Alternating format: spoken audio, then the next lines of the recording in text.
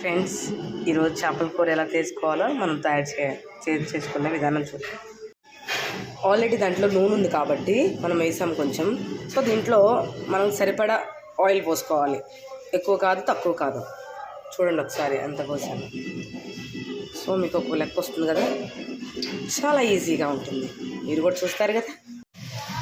ఇప్పుడు మనం దీంట్లో అల్లం వెల్లుల్లి పేస్ట్ వేసామన్నమాట. దాంట్లో అల్లం వెల్లుల్లిపాయలు, చెక్క, లవంగాయ అంతే వేసేసాను. ఉల్లిపాయ కూడా వేసాను. సో ఈ మూడు వేసి మనం దీన్ని మిక్స్ చేసుకోవాలి. దీంట్లో 4 పచ్చిమిరపకాయలు వేసాను అనమాట. అది అడ్డంగా కోసేసాను. ఇది కూడా వేస్తే మనకి మంచి స్మెల్ వస్తుంది. చూసారా? దీంట్లో మనం 4 మెంతులు వేసుకోవాలి. కారం వేసుకోవాలి ఇప్పుడు, ఎందుకంటే మనం ఆల్రెడీ పచ్చిమిరపకాయలు వేసాం కదా.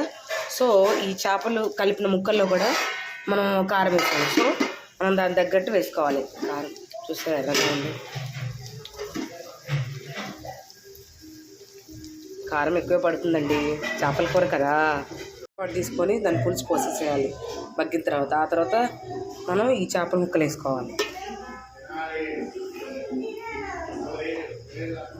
కరివేపాకు కొంచెం వేద్దాము ఫ్లేవర్ కోసం. కొత్తిమీర వేసాను.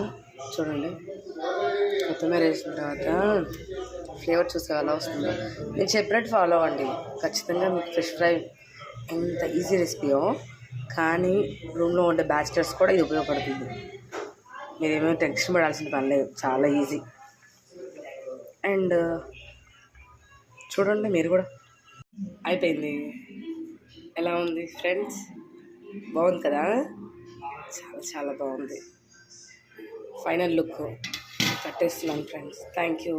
Please watch and subscribe, like and share. Thank you friends.